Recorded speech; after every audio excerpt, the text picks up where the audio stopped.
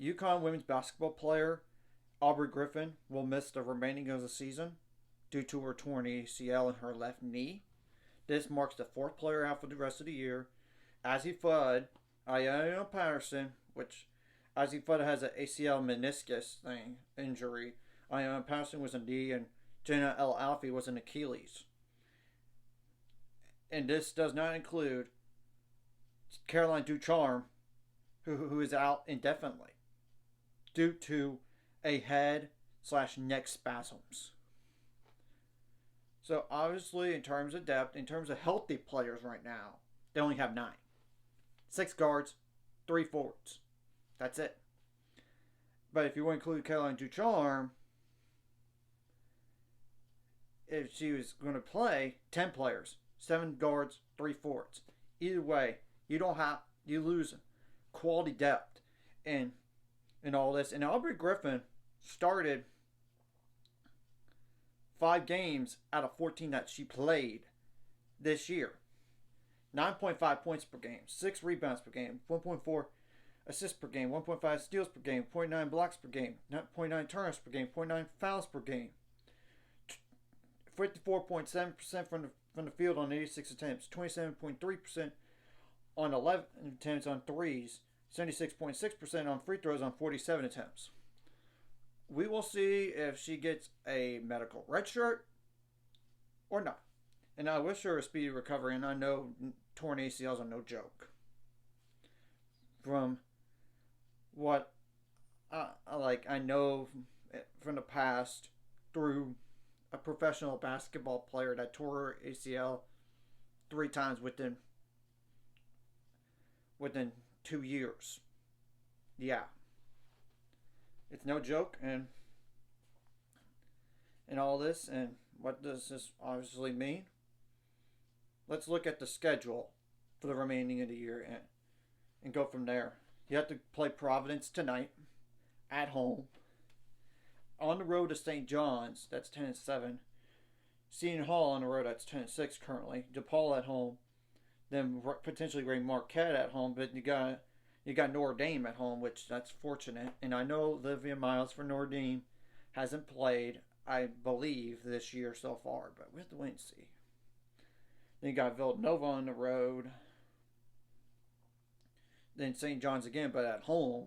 You got Seton Hall at home. You got to go on the road to number 1 South Carolina. That's already going to be a tough enough game as is. And now you lost Aubrey Griffin. And I know Caroline Ducharme has not played since November 19th. Let's just keep that in mind. So this is not a surprise that she's still out indefinitely. You got Xavier, that's 1-12 on the road. Georgetown, that's 12-4 at home. You got a potentially ranked Creighton team at home. You got to go on the road at Paul. You got Villanova, but at home this time, unlike the previous time. And then Providence again, but on the road. And this does not include NCAA Big East tournament, first of all, and second, the NCAA tournament. Yeah, they cannot afford a lot of more foul trouble as is. I mean, in particular in the front court, like a forward. The guards, they have 6 of those. It's just, they have to do something, and maybe they're going to reevaluate how they train because of all the injury issues, not just this year, but in the last few years alone. Or they make a change at strength and conditioning. I don't know. It's up to them to figure that out. I know.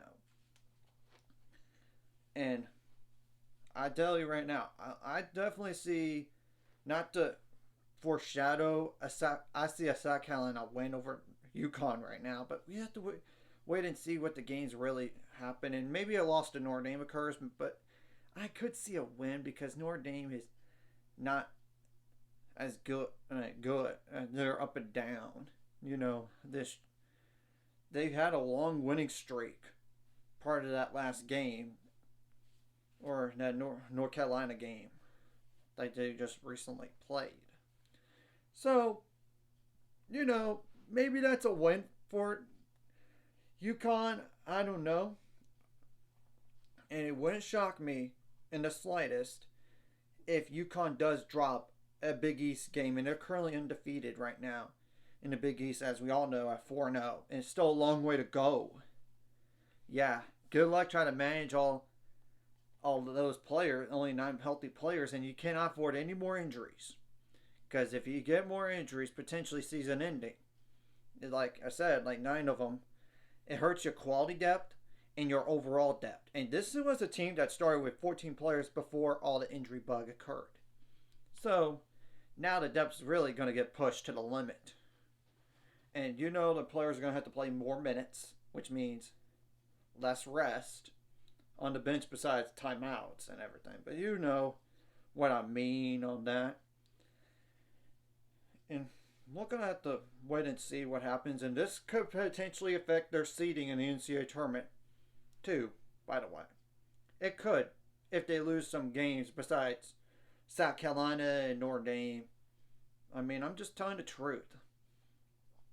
Because I do think it could affect their seeding a bit in terms of it might get worse, potentially. Though I know it could get better. But you got to have teams around that area to lose, and you have to win out. And that's not going to be easy with a smaller roster. Trust me, I know. And because not just like Baylor experienced this in the past, but look, it's hard to make a run with not a lot of depth. And I know it can be done. It's just not easy to make a deep run with a limited bench and all this. So anyways, if you like this content, like and subscribe, and see you guys later on the road to 600 subscribers. Of course, ultimate goal is 1,000 more, so make money out this. Of course, liking the video, comment video really helps YouTube algorithm so more people can see it. Sharing the video does help as well, so more people can watch. And if you're watching not subscribe, hit subscribe button. It's free. Hit the notification bell as well. And this is just a huge FYI, and this does affect the national scale because UCONN right now is number 13 in the country, and they could fall some, but in the poll. But I don't know about Providence beating them or anything. But you gotta wait and see until the games are played. I mean, that's the thing, and we're gonna learn a lot about this team going forward